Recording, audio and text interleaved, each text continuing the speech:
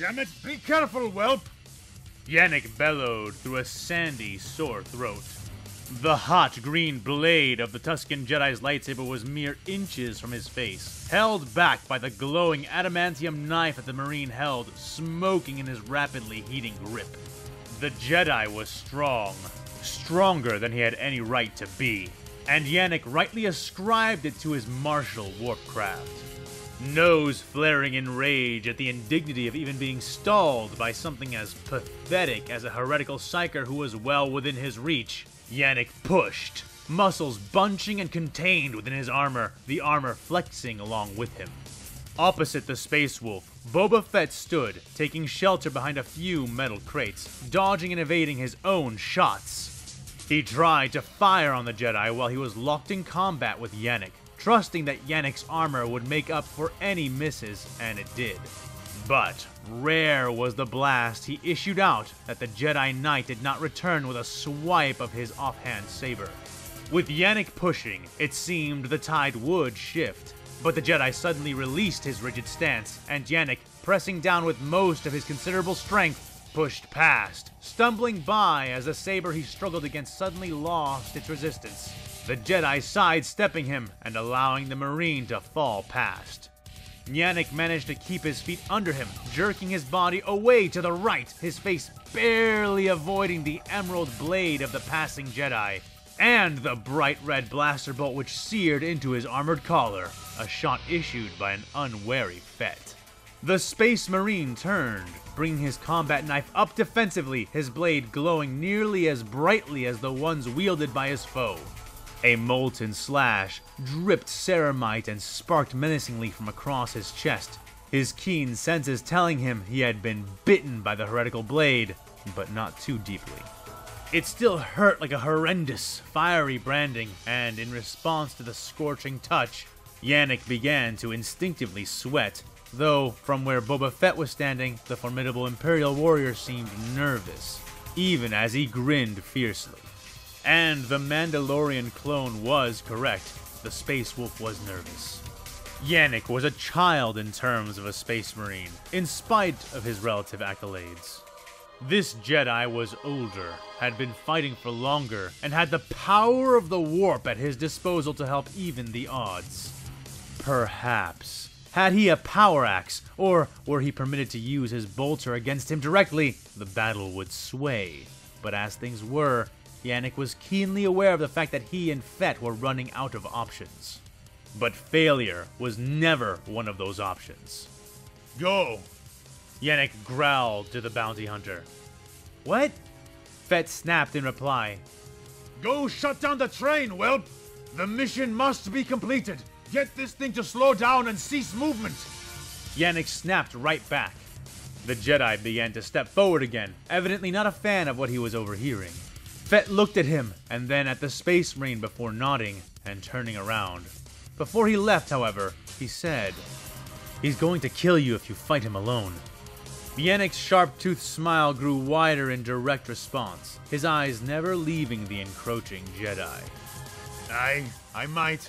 Now get ye to your task, or I'll not be the only one dying, he said, seeming to bristle in anticipation. Fett took off, and the Jedi paused, just outside of striking range. I salute your dedication, but even if he stops the train, it will mean nothing, and you will still die, he said through his alien mask. Oh, lad, you've no idea what you're gabbing about. You may send me to the Emperor, but he did not send me alone to begin with. And there are toothier things to take care of you once this train stops than little old me. All I have got to do is keep you still long enough. The Space Wolf said back, legs spread in a wide, crouching stance. The Marine unable to edge to the left or right due to the narrowness of the crate-packed train car. The Jedi shook his head. Fool, he said, before snapping forward like a serpent, his twin green fangs descending like Nurgle's teeth. Yannick answered by grabbing one of the metal crates which were stacked high to either side, using his considerable strength to rip the thing out, along with several of the other containers which sat atop it in one smooth movement. The sabers penetrated the metal and spice within without difficulty, but came up short of their target. The Jedi's hilts clashing against the containers just as the glowing ends of the sabers penetrated an inch past the opposite side. Yannick reared and kicked the crate into place right between the two saber points, acting before the Tusken could withdraw them, throwing the heretic down the hallway nearly to the entrance into the next train car. The Jedi recovered with a pulse of power, slicing one blade up and the other down in the same moment, shredding and bursting the crate apart and scattering the spice everywhere in a cloud. One Yannick charged through a literal second later, massive and looming, tackling the Jedi in the chest with his huge shoulder plate. The blow was one of organ-pulverizing power, but its lethality was subdued by the potent force barrier the Jedi had erected around himself just before the charge connected. His back hit and then broke the door into the train car behind them, the Space Marine charging like an enraged reek, knocking all the air out of him, which would have left him helpless, but the Jedi had techniques for fighting without any breath at all. He curved his blades in, sinking them into Yannick's shoulder, drawing a pained cry from the Marine, who staggered and thrashed, throwing the Jedi off, but the damage was done. And Yannick's knife-bearing arm went with him, taken from the shoulder down. Thick red chemical blood spilled from his split armor, splashing against the wall nearby, the ichor hardening quickly, even before it could drip to the floor. Already, Yannick's enhanced biology was sealing the wound and preventing any further blood loss. But it was a cold salve to the Marine, who fell to one knee, blinded by the pain for several moments. Luckily, these were instances given to him by his opponent, as the Jedi himself struggled to pull breath back into his body and succeeding after a short time. Fool, your struggle changes nothing. The Jedi spat and panted, his tone cold as ice. Yannick looked up at him, blood trickling down from his wolfish grin as he lifted his still intact free hand, revealing something which widened the Jedi's hidden eyes. "Hasn't it, though?" the Marine asked in a mixture of obvious pain and even more obvious assurity. The Tusken Force wielder gnashed his teeth as he glared at the Marine's remaining hand. Gripped there was the bandolier which held the component parts the Jedi had been wearing, Yannick having used his knife and opposite hand to pull free the mission's objective from the enemy's body. And now that he was no longer using that to shield himself, there was nothing preventing Yannick from resorting to his bolter. The Marine dropped the bandolier, reaching down for his mag-locked weapon, still hanging at his waist. In the exact same instant, the Jedi lunged, sabers angling to decapitate the young Space Marine in a single scything sweep. Yannick was fast, but the Force-wielding warrior surged forward with unnatural speed. Between them, the contest was decided. But then a third player entered their lethal game. A beast, previously hiding between some crates, threw itself from its shadowed haven, snarling and baring its teeth, colliding with the side of the Jedi, born fangs sinking into robes, tearing and ripping. Yannick watched in surprise. The beast was a six-limbed wolf, 2 meters long from head to tail. It growled and clawed, its jaws locked tight. "Ah! Disgusting animal!" he raged, thrashing for a moment before kicking the beast off. It whimpered as the booted foot connected hard, throwing it against the wall, but taking with it a portion of his encompassing Tusken attire. Seeming to notice right away, the Jedi reached up, dropping one of his lightsabers and covering his pale, all-too-human skin by pulling taut the tatters of his robe. His concern for his clothing would prove a disastrous waste of time, as by then, Yannick had drawn his rapid-firing bolt pistol once more. Hefting it with one hand, he squeezed the trigger, firing a stream of explosive, high-speed bolts towards the dangerous heretic. The Jedi snarled, the sound feral, not unlike that of the wolf, crouching down to avoid the stream. One arm still clinging to cover his exposed skin as he leapt like a frog. lurching to the left and then jumping up from there. Yannick chasing him with barking, detonating death all the while. Clinging to the ceiling for a brief instant, the Jedi cried out in apparent fury before throwing himself out the nearby window, shattering the thin, hard glass of the narrow gap and escaping out into the sands.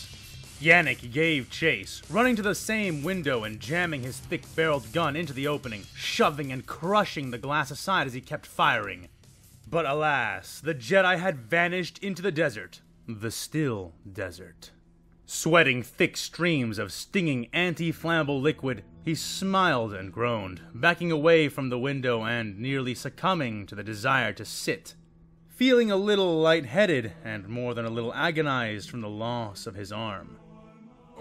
Witch's tits, that hurts, he groaned. A whimper answered him, and he snapped his head around to see the wolf which had appeared, the creature padding up beside him, large eyes meeting his questioningly. The shaggy beast was coated in night-shaded fur, and its eyes colored like orange sunbursts. A handsome beast, to be sure. Looking around for a moment, Yannick paused and then holstered his weapon again, reaching out carefully with his hand. "Easy, boy, easy," he said as he reached his arm down, metal fingers extending towards the animal's black-furred head. It lowered its ears nervously, but did not react aside from to close one of its eyes as Yannick's hand gently came down on its head and began to ruffle its fur. The space wolf smiling as the beast tolerated his touch and then pressed its head against his armored palm. "Aye, we'll be fast friends," the Marine said, blinking spice out of his eyes and turning his head at the same moment to look towards the door he had come in through, seeing Boba standing there. "Train stopped. Where's the Jedi?" he asked, still holding his blaster in one hand as he scanned his head from side to side. "I can see that. The Jedi scurried off, coward that he is," Yannick said, turning to fully face the bounty hunter and completely revealing the extent of his injuries, forcing a wince out of the young Fett. "What, this?" the Marine asked with a laugh, pointing to his own red stump, which still bled, but not by very much. "It's a small price for victory. Don't ye whinge on my behalf, whelp," he said, his white grin stained partially red. The six-limbed candid at his side whimpered an instant later. "Now, don't you start too. It barely even hurts." The Marine lied, petting the beast's head again. "What the hell even is that? A womp rat?" Boba asked, coming closer and then stepping back again when the creature bore its teeth and growled. "Easy, whelp," the Space Marine said, addressing the beast this time, and it seemed to comply, begrudgingly lowering its lips back over its fangs. "Pick up that bandolier, would you? And no, he ain't a rat. Blink that sand out of your eyes, Fett. 'Tis a wolf. Little strange, but ain't no mistaking it," Yannick said, walking over to his severed arm and hefting it up onto his shoulder. Boba came closer, and then nodded, kneeling down to pick up the equipment they had come for, and to look at the beast as well, but not too close. "Strange," he muttered, before getting back up and making his way towards one of the sealed side doors that led out into the sands. "And what's so strange about a wolf? The 6 legs?" Yannick asked as he followed, pupils flaring and shrinking as Fett pried open the train door and allowed the harsh dual suns of Tatooine to spill inside. "No," said the young bounty hunter. "It's just... that's not an Anuba, and... well..." he started to say, looking out across the sands, the desert storm which had surrounded them now faded and gone. He then looked back at the odd, 6-limbed wolf which seemed to follow the Space Marine. "To my knowledge, there are no wolves on Tatooine."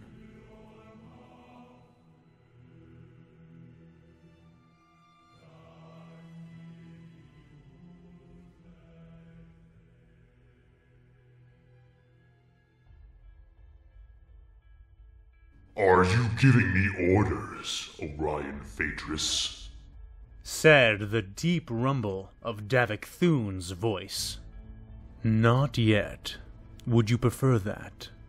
came the cool reply of Chapter Master Orion, spoken in his calmest, most dangerous voice, but not voiced through his own lips. Davik stood in the luminous fortress of his ship's personal astropathic choir, the man before him standing tall, with the bearing and poise of the Skywatch's chapter master, while in truth being no space marine at all. The astropath perfectly mimicked the chapter master's every sound and movement, and even then, Davik had to work to keep from marveling at the effect. Never before had astropaths been able to receive communication signals from each other so clearly. But here, in this new galaxy, it was so precise as to allow them instantaneous telepathic communication even across entire sectors of space. The other astropaths in the choir sang their silent, constant psychic song from behind the speaking man, bolstering his range and clarity with their own immensely powerful minds. Davik knew that somewhere many light years away, Orion was experiencing the same thing, his own astropath imitating Davik's every syllable and gesture. The implications made Thune's mind reel, but those considerations were shoved off for another time. Would you be so bold? Davik asked with a mirthless laugh. I would, but only as a member of the Imperial Council, and with their full backing behind me. Orion stated matter-of-factly. Bah! I do not recognize your petty little council. I am Astartes. We are not beholden to such things. We are guaranteed support by the Codex Astartes, and anyone or anything that gets in the way of that is fair game. Davik spat with a wave of his hand. The astropathic mimic of Orion Phaedrus sighed and shook his head, seeming weary and, for the first time, impatient. Let me be frank with you, Thune, he said, his eyes meeting Davik's, the astropath even adopting the golden hue of the other master's irises. By all means, Davik said, crossing his massive arms over his chest. Whether you choose to recognize our authority is irrelevant. The vast majority of our fleet lies with me, and all of our remaining support structure is in the hands of our council. We currently recognize you as a constituent fleet, and so, when you return, you will be refueled, rearmed, resupplied in every way we can. Your men will find succor, your ships berths, said the distant Master Phaedrus. However, if we revoke that recognition, if we declare you rogue, then obviously all of this would change, and not for the better. He concluded. Davik stomped his foot, hoping he broke the imitating astropath's leg in the process, eyes flaring with rage. you would keep me and mine from what belongs to us by right! He snarled, arms uncrossing, hands balling into tight fists. Would you threaten your cousins and charges to attain it? Orion asked, raising an eyebrow. Do not test me, Orion. You know well that I would do more than speak over a matter such as this. When have you known idle threats to swarm past my teeth? Davik roared, getting right into the face of the astropath, who maintained an air which was entirely nonplussed. The man who served as avatar to the chapter master of the Skywatch spread his arms in a lax but open challenge. If you truly feel such, then come and take what you think is yours. But while your men will be returning with a sore need for bolts, serfs, and parts, my men will be waiting, their kin in iron over their shoulders, ready to meet your foolishness with a harsh rebuke. He said. You dare? Davik began, but was cut off a moment later. I am not demanding your challenge, Thune. The last thing I want is for us to waste ourselves fighting each other. But we must have a unity of purpose, and if you stand in the way of that, in the way of order, then you are an element of chaos I can ill afford to tolerate. The ultramarine offshoot said, crossing his own arms now. You will return. You will bring with you the assets you have taken. You will be resupplied, Given what you need, and then you will take your place on our council, and your chapter will be redeployed as befits the ruling of that council. I am open to negotiations, so long as all of the aforementioned items are included.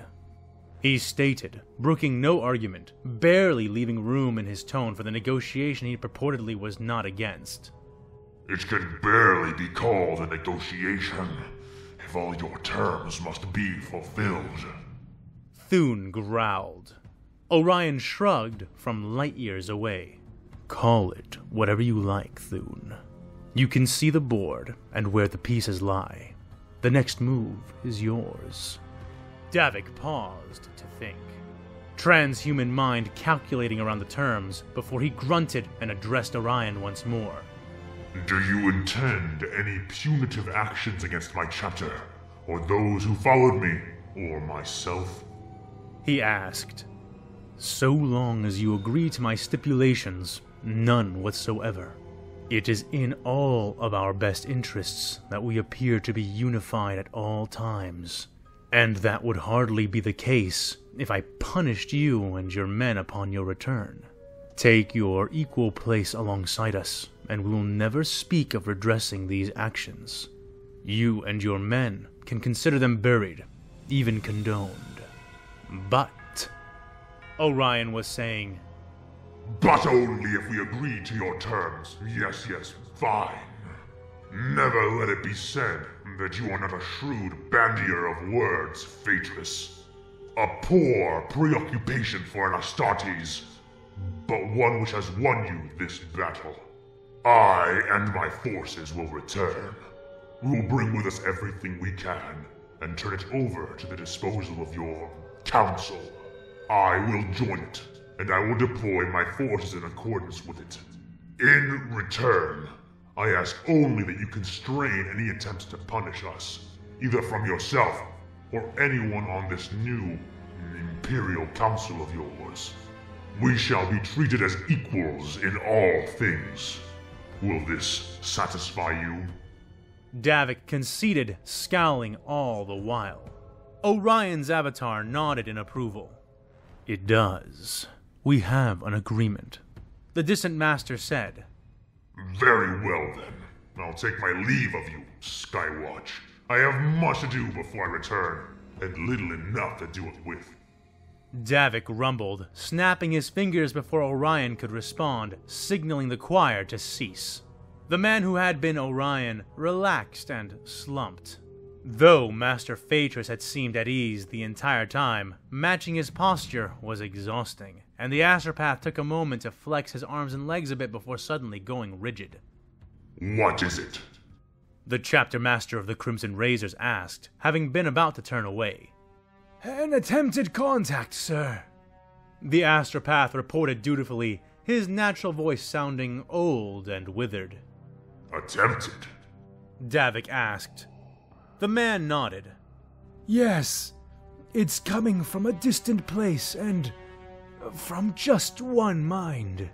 It must be fairly powerful, or desperate, perhaps both. We can reach it with the power of our choir. Shall I? He asked. Thune paused for a moment, considering before giving a sharp nod. Do it, he said.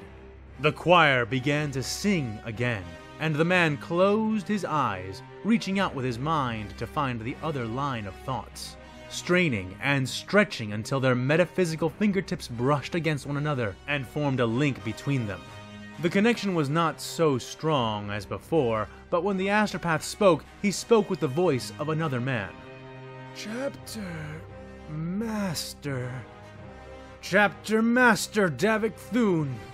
I have an urgent communication for Chapter Master Davik Thune, he said, his voice altering with each word, overlapping for a brief moment before becoming recognizable. Force Captain Vordran. Davik said, crossing his arms. It is good to hear your voice. How goes your mission? He said. Master Thune, the mission is all but lost, the captain said, shaking the mild grin from the Space Marine's face. What? How? What is happening? The chapter master demanded. There is not much time, Master Thune.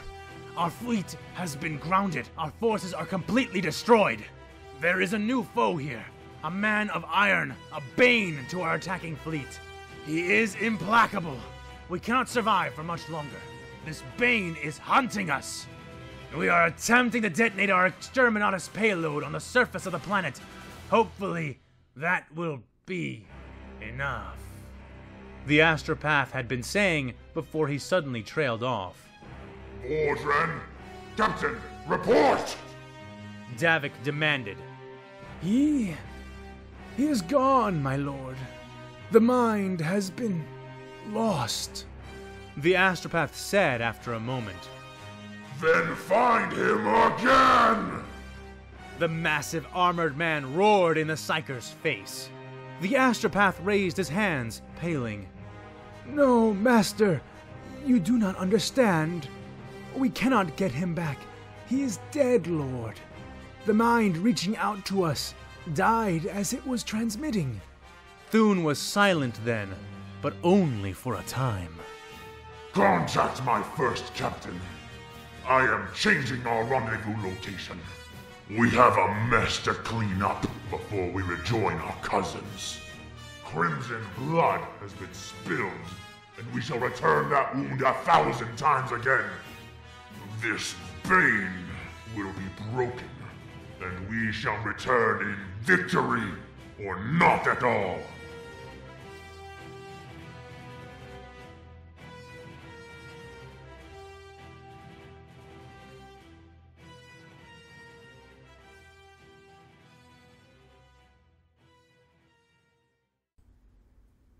Hey there, everybody. This is a fan with too much time here, coming at you with a little intermission. I figured I'd put a little break here around the middle of the episode to give you a chance to stand up, stretch your legs, maybe get some water or a snack, without having to worry about potentially missing anything too important. I also wanted to use the moment to remind you guys to go ahead and like the video if you're enjoying it so far. And if you're not, then please go ahead and leave me a comment and let me know what you think I could do better. I am always looking to become a better writer and a better portrayer of the lore, so if you think that there's something that I should know, please go ahead and voice it in the comments section. And, of course, if you happen to like what you're hearing and want to, give me a little compliment, then you can throw that in there too. Sometimes they're the only things that keep me going. The other things that keep me going are my other free works, which I encourage you to check out. Specifically, if you're a Warhammer 40k fan, and you haven't checked out my Eldar story yet, please go ahead and give it a look. It's my own unique internal take on the mindset of an Eldar, as well as certain portions of their life, though I do intend to take it into a rather unique place and involve my own unique theory on the Eldar, but I dare say no more. Please pop in and check it out if it so pleases you. And if you happen to just be a fan of me, perhaps, then please go ahead and check out my 2 free webcomics, which will be linked in the description below. Both take place in large original settings that me and my brother have detailed. In fact, I helped him co-write Red Hunt, which is a fantastic western with a bit of a twist. And as for Song of Stone, I've been writing the world and creating the details of that place since I was a child. It's the most evolved and complete of any of the worlds I've ever drafted out. And it's admittedly one of my personal pet projects. Please, I encourage you to check it out if you have the time and the inclination to read a high fantasy comic. Also, if you happen to be one of our subscribers who has signed up to our mailing list on the website, then you should be expecting some nice free goodies pretty soon. Specifically the Mini Monstorum, a monster compendium composed of both my worlds and my brother's worlds, which we've put together. One day we intend to put out the actual whole Monstorum, the Maximum Monstorum, but until such a time as we get that far, all we have is the Mini Monstorum, which we're happy to offer to you for free, just to say thank you for taking an interest in our worlds. Now, I hope that you've gotten yourself a nice snack, maybe a drink, a stretch, because part 2 of the Jaws of Fate begins now. Please enjoy.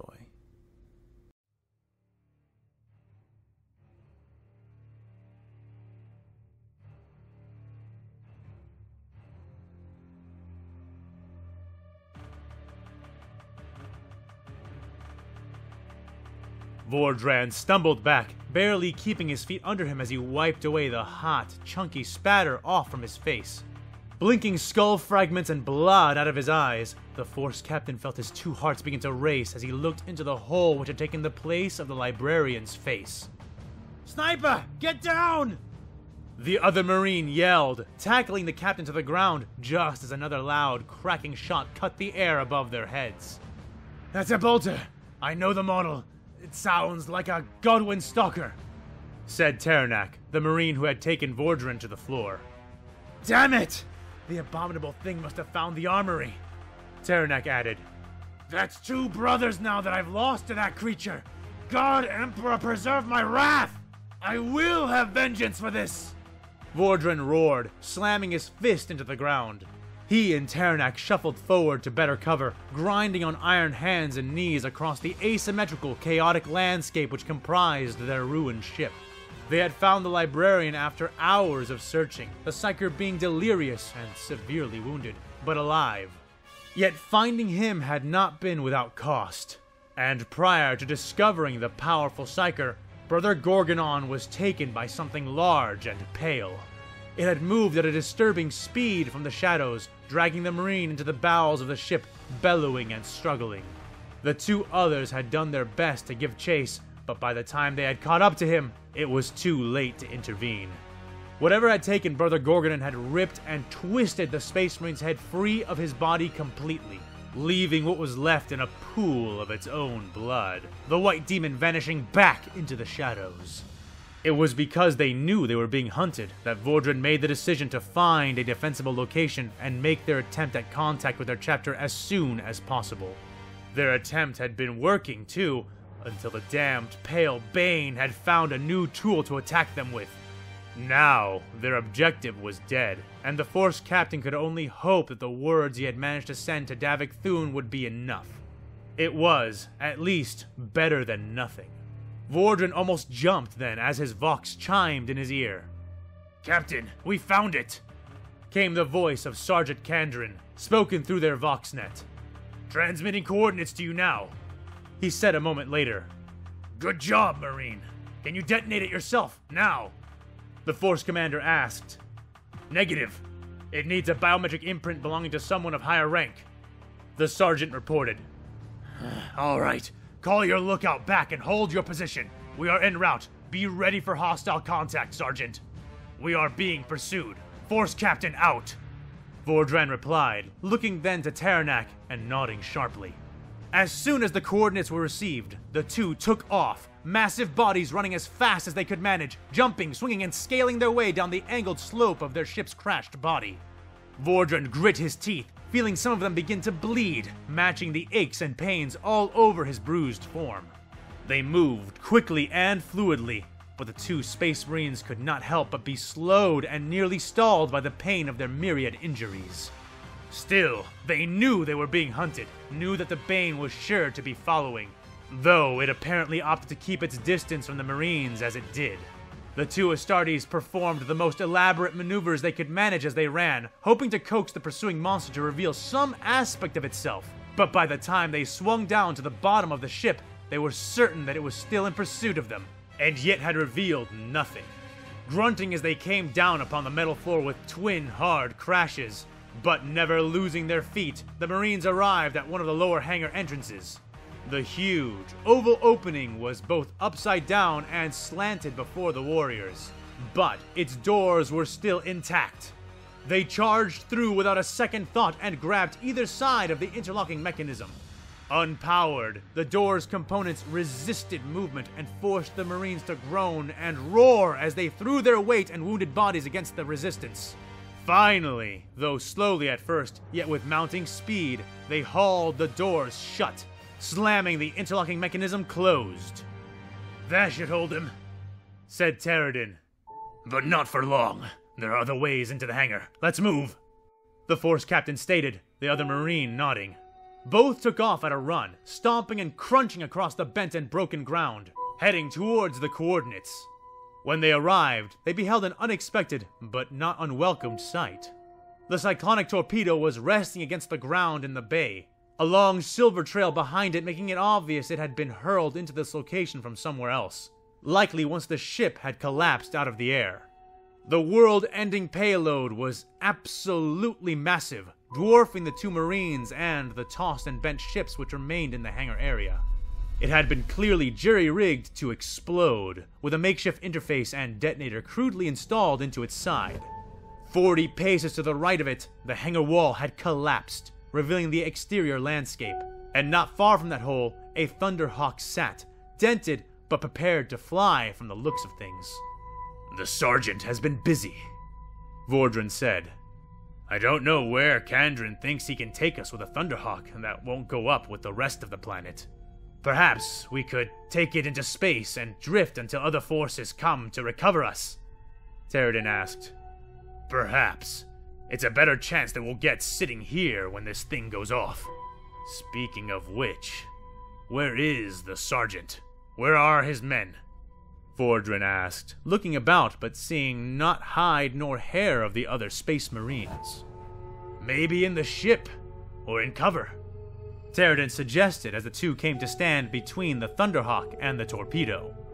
"Sergeant Kandrin, we've arrived at the coordinates. Report," Vordran said through his Vox. "Roger, roger, Force Captain," was the odd reply he got back. Another shot was fired then, the bark of a familiar bolter, and Terradin fell, crying out in pain as his neck and shoulder was struck by an exploding bolt. More shots rang out, and Vordran ducked his head, hearts racing. What was happening? Had he been betrayed? He grabbed Terradin by the collar of his armor and dragged him behind an enormous broken gear, the scrap being near the size of a tank, hauling himself and his Marine into the cover there. The fire kept coming, but with the thick steel encircling them, they had purchased for themselves time and shelter. Terradin coughed and choked, gagging on his own blood. The wound was bad, almost certainly lethal, though the Astartes still clutched his bolter, eyes fierce, not frightened. If he did die, he would die fighting. Hauling him up to the lip of the gear, both Marines braced their thick bolters and began to open fire. The flashes of their shots, and their enhanced eyes, revealing the nature of the enemies they now faced. Soulless beings who were closing in from where the Space Marines had come. Black-colored commando droids holding standard bolters and stalker bolters from the pillaged armory stalked out, fearless and firing even as the Marines returned their aggression, beginning to destroy them two by two. But Vordran was no fool. Terradin was drowning to death. He'd live for another hour at most while holding his breath, and he would weaken all throughout. More concerningly, the droids far outnumbered them, had more rounds to fire than the Emperor's Chosen did, and, from what Vordran had seen outside, they would only be the beginning. Currently, the two Marines could hold their own thanks to their cover, but once their guns were empty, that cover would mean less than piss. A decision had to be made soon, or they would be pinned down and killed in one way or another. Vordran did not even consider the use of the Thunderhawk. There was no retreat. Instead, he pulled down the other Marine and shoved his bolter into Terradin's free hand. Cover me! The Force Captain bellowed. He then pitched himself over the side of the great gear, throwing his body towards the cyclonic torpedo and sprinting as fast as he could. The mission! He could not allow the mission to fail! Seeing he would need it, the other Marine stood up higher, face red, veins bulging as he laid into the droids with even heavier streams of fire. One bolter gripped tightly in each hand. The droids focused fire on the attacking Astartes, who took many shots. Terradin's armor and tenacity keeping him upright, blasting away the last of the commando droids. Guns empty and clicking in the end. Seeing his enemies dead, and suffering many more bolter wounds, the Crimson Razor folded against the gear, lost consciousness, and slowly died. He had done his duty, and Vordran found himself unmolested as he reached the detonator and interface. The captain finished the work the other Marines had started, completing the interface with his technical knowledge even before his brother had fallen. Just as Teradan's eyes closed for the last time, Vordran tore off his gauntlet, revealing his bruised and broken fingers to the air and pressing his discolored thumb against the finger reader. It scanned his print, giving an approving chime a moment later, the screens on the interface turning green. The red button on the handheld detonator, which had been wired into the world-ending weapon, suddenly bobbed, coming loose from its lock, ready to be pressed. "For the Emperor and his angels of death!" Vordran bellowed, pressing the detonator. And yet, seconds later, the Force captain was still alive, and nothing had happened.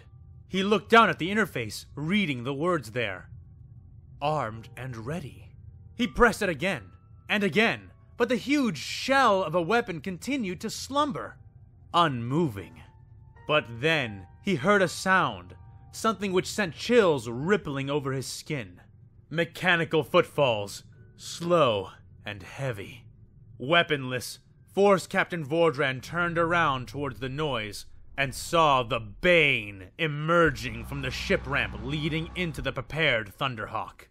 It was the first time that the Space Marine had gotten a clear view of the hunter which pursued him, and the sight of his enemy flooded the surviving Crimson Razor with untempered rage. Before him stalked forth the alien, heretical shape of General Grievous, a figure he recognized from intelligence reports. A figure he had thought they had already neutralized. But this creature was not exactly like the being he had been briefed on. Taller, sleeker, and garbed in a long white cape in place of a black one, this creature bore an entirely different air about him. However, it was also similar, with its fleshy reptilian eyes remaining as the only sign of the creature's natural existence. And those eyes were filled with a keen, predatory intelligence. Well done. You have truly surprised me, even impressed me. Given the option to flee or to destroy yourself and your enemy, you chose the latter, and you did so without hesitation, without even a moment's consideration. Running was never an option for any of you, was it?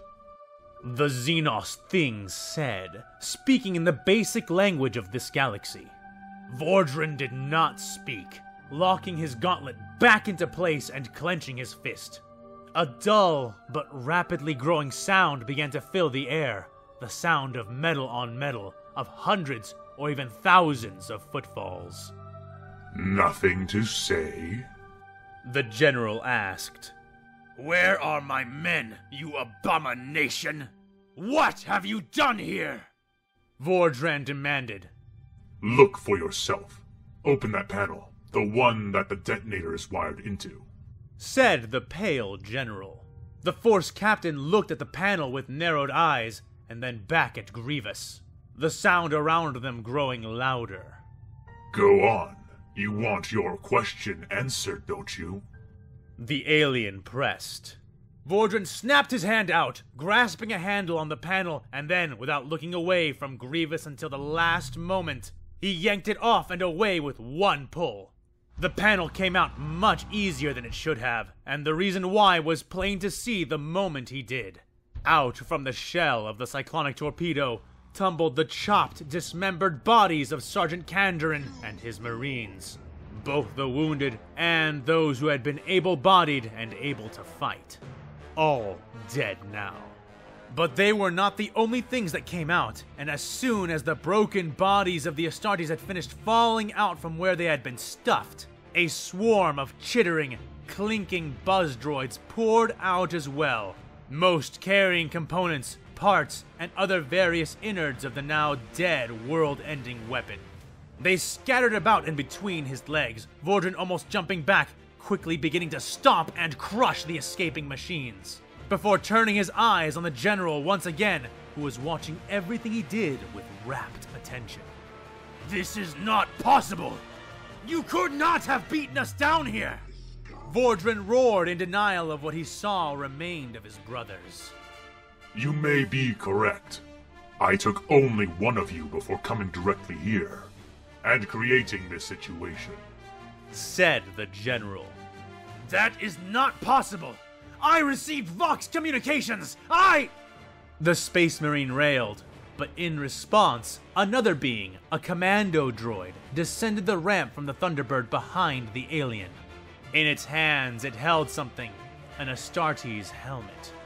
Gorgonon, Vordran whispered. Yes, now you start to see, the general said, the droid beside him repeating those exact words, but in Sergeant Kandarin's simulated voice. But why? Why bother with this elaborate deception? Why play these games? The Force Captain yelled, demanding answers from the looming foe, who shrugged his shoulders, reptilian eyes watching. Because I have only second-hand knowledge of your kind. I needed to observe you. I needed to determine if your loud rhetoric matched your actions, and it does. I will not soon forget the lesson you just taught me, Force Captain. I will never underestimate how far your people will go for victory.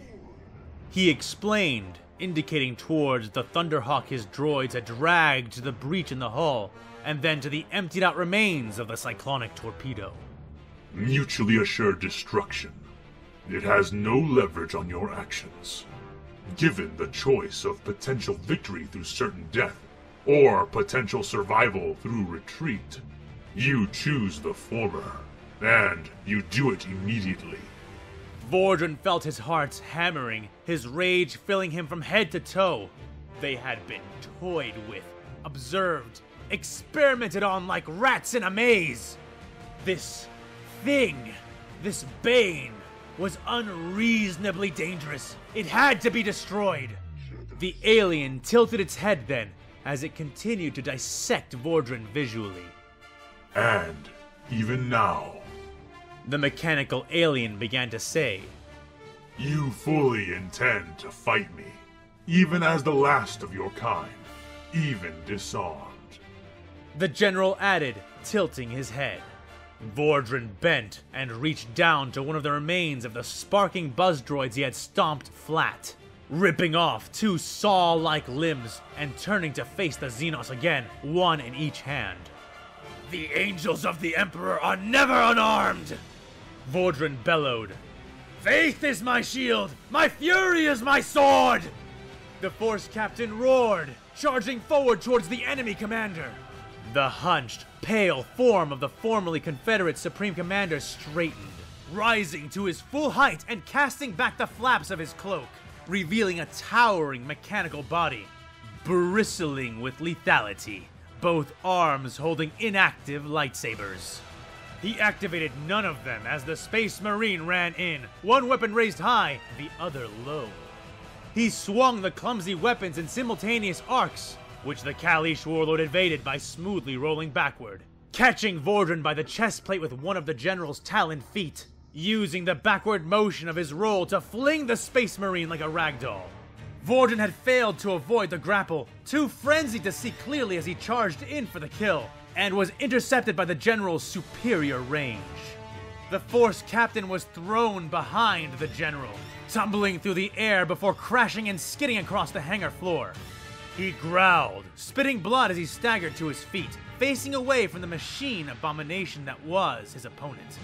But before he could turn to address him once more, he felt his red eyes widen as the sound came to an abrupt stop, and its source was made all too clear to the Space Marine.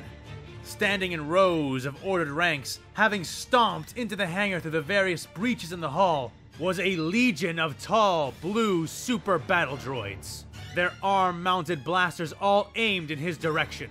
The ocean of steel had finally arrived to drown him, it seemed, prompting him to grip his makeshift weapons more tightly. He spun when he heard something fall onto the ground behind him, expecting to see a grenade, but saw instead the curved hilt of a silver and black weapon, arcing in a design meant to fit into a palm. A lightsaber. What is this? Vordran demanded, facing the pale general once more. It is a weapon which once belonged to a woman I defeated. I was made to let her live, but I did not neglect to take a trophy. Said Grievous. Vordran used his boot in a precise, light kick to toss the hilt up and into his hand, gripping it as he discarded the previous weapon, and then thumbing the activation trigger. A brilliant scarlet blade bursting free of the hilt and humming in the air, weightless before the razor's eyes. Why give me this? The Marine asked. Because, Space Marine, I am not entirely without mercy. He said, raising a closed fist in an obvious signal to the droids around them. In response, the super battle droids reeled their fists back, turning them and locking their blaster gauntlets to face up, away from the Space Marine. They then took one uniform step back. Grievous, meanwhile, reached up to the clasps of his flowing white cloak, letting it fall in an elegant heap behind him. In recognition of your dedication, I, General Grievous, shall grant you a warrior's death. He said, spreading his double-jointed legs and activating his two lightsabers to punctuate his words, one green and one blue. Prepare. He warned as he angled the blades, one aimed for Vordran's eye, the other signaling an intention to strike through one of his hearts.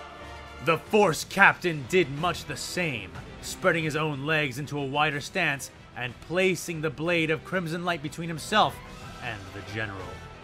I did not know that Xenos abominations were composed of any honor, much less mercy. The Space Marine said begrudgingly. Honor, blood, war. The grieving demigod said through his skull of a face. These are the things creatures like us are composed of. We are forged in it, ascended by it, and ultimately ended within it. In you, I do not see the pseudo-morality of the disgusting Jedi Order. When I take my trophy from you, I will remember the caliber of warrior it was taken from. A true warrior. Are you ready? Asked Quaiman Jai Shalal. The Force Captain of the Crimson Razors gave a short nod. For the glory of the Emperor, he said. For the memory of the fallen, replied the General. And with that, words were dispensed with, and the battle, such as it was, began. 1,000 feet are marching, pounding the ground behind, and I can see them coming to end my life. Everyone around is watching, waiting to see my fall. I try to catch my breath, but every ounce of strength is gone. I see the finish line, but I don't think I can make it, 'cause every step that I'm taking feels farther away. Now I'm out of time, this moment may be the end. I guess the peace is something that I'll never find. Who is your God? Where has he gone? When every shred of hope is lost, can't stop the visions that I see. This is the end of all. This is the end of all things.